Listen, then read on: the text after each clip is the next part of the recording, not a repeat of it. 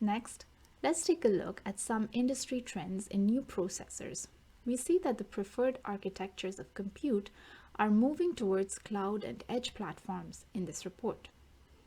It is expected that the ASIC usage will drastically increase by 2025 for both training and inference modules. The NPU is an example of ASIC AI processor, which applies to integrated circuit products designed for single dedicated usage, for example, Google's TPU and Huawei's Ascend AI processor. So how is the Ascend NPU really able to perform accelerated computations? To answer this, let's take a closer look at the operational units or building blocks of operations. The architecture consists of scalar units for fully flexible computations, vector units for efficient vector operations, and a more specialized cube unit designed for complex matrix operations. When we look at an example of matrix multiplication, we see that the complexity and efficiency of the operation varies greatly with different compute units. For a cube, the entire 16 by 16 matrix multiplication is completed in just one cycle. For AI application development, this is very useful as majority of deep learning model operations are matrix multiplications. This is an overview of the architecture of the Ascend 310 chip. It consists of an AI core, which is the computing core of the Ascend processor. It implements the Da Vinci architecture and executes computing-intensive operator tasks involving matrices, vectors, and scalars. The AI CPU, which integrates 8 ARM A55s. The DVPP, which is a specialized hardware module that accelerates image and video preprocessing. We also see caches and buffers. Note that this SoC has a hierarchical memory structure, external interfaces to connect sensors and other hardware. Here, we consider some specifications of the Ascend 310 or Mini and the Ascend 910 or Max NPUs. Both of them follow the Da Vinci architecture. The Ascend Max is more powerful and able to perform up to 256 teraflops of floating point operations as compared to 8 teraflops by the Mini, but the Mini has a much lower power consumption specification at only 8 watts. The Max is generally intended for training, while the Mini is for inferencing on device. Next, we will have a look at the software stack. This data flow diagram shows all the steps involved in designing and delivering a machine learning model. The first step in the pipeline involves defining the problem, finding the best possible model architecture, algorithm, and hardware. The next step involves collecting and organizing data. Then we create and train the model and make sure the model is performing well.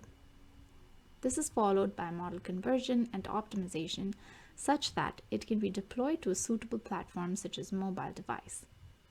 Then we come to evaluation, where different metrics may be calculated. Once the model is tested, it is ready for deployment.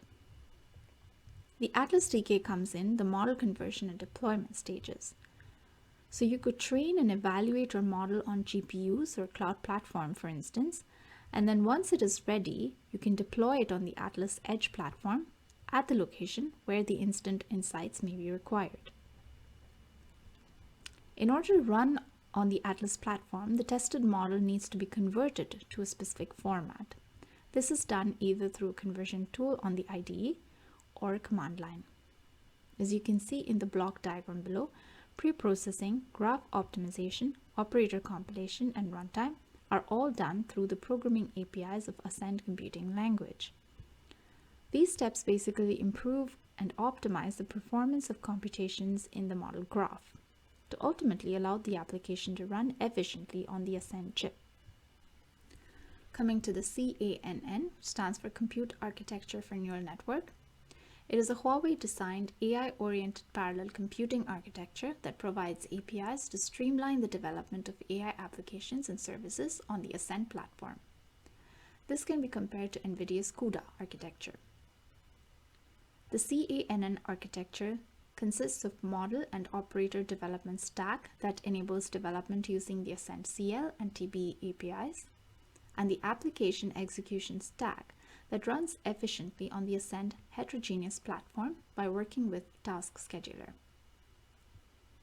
Some of the highlights of the CANN are efficient development through hierarchical APIs and comprehensive debugging and tuning tools, superior performance enabled by the data-driven hardware scheduling solution, and full openness powered by 9 open designs.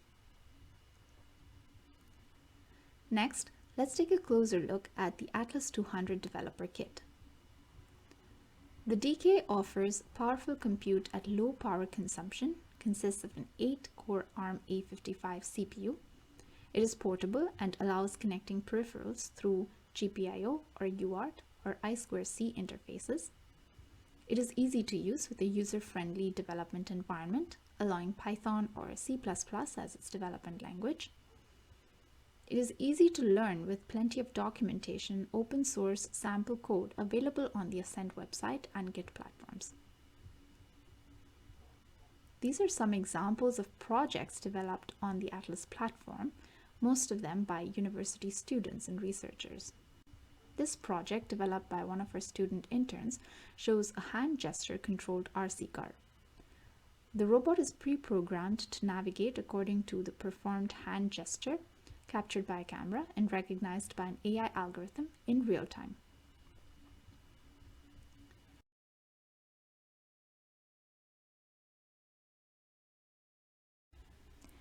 This block diagram demonstrates the hardware setup of the RC car project.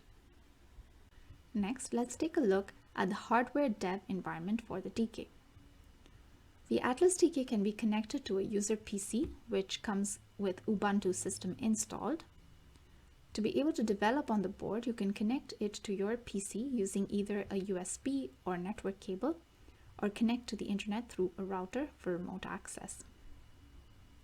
Note that both the DK and the localhost system should run an Ubuntu 18 operating system. There are essentially 2 environments. The first one is the running environment on the board, and the second is the development environment on your local PC. You may choose to install the MindStudio IDE on your local host for development, or use a remote SSH connection through an editor like Visual Studio Code to connect to the DK. Next, let's take a look at the typical development process. Your model, which may be created using a popular open source framework such as TensorFlow, Caffe, or PyTorch, can be converted to a specific offline model format, which is supported on the Atlas DK. You may then use some C++ or Python APIs in your code to develop and deploy your application on the device. That's it for today's presentation. Thank you for your attention, and please visit www.ascend.huawei.com for more information.